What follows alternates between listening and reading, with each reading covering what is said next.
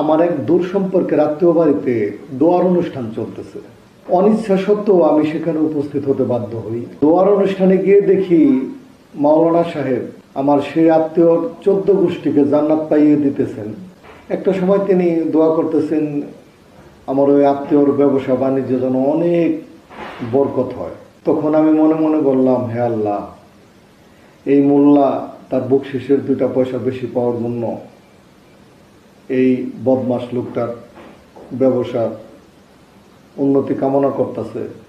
তুমি তো আল্লাহ অন্তর্যামী, তুমি এই লোকের ব্যবসার উন্নতি করো না, ওর ব্যবসা ধ্বংস করে দাও। কারণ ওর ব্যবসা বাড়লে আমার দেশের মানুষের অনেক ক্ষতি হয়ে যাবে। আমার ওই দূর সম্পর্কের আত্মীয় ছিলেন 10 গ্রামের মানুষের জানাশোনা একজন মাদক ব্যবসায়ী। আমার এক দূর সম্পর্কের আত্মীয় বাড়িতে দোয়ার অনুষ্ঠান চলতেছে। অনিচ্ছা সত্ত্বেও আমার সেখানে অংশগ্রহণ করতে হয়। দোয়ার অনুষ্ঠানে অংশগ্রহণ করে দেখি মাওলানা সাহেব আমার সেই আত্মীয়র 14 গোষ্ঠীকে জান্নাত পাইয়ে দিতেছেন।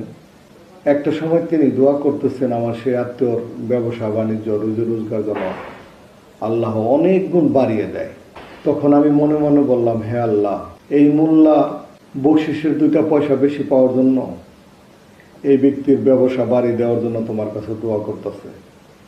হে আল্লাহ, তুমি তো অন্তর্যামী, সব জানো।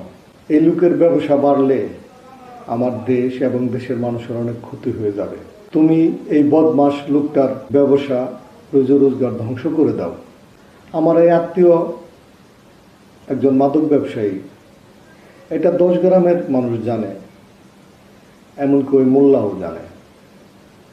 তারপরও তার ওই বকশিসের পয়সা বেশি পাওয়ার জন্য তার জন্য দোয়া করতে হইব, তার ব্যবসা বাড়াই দিতে হইব।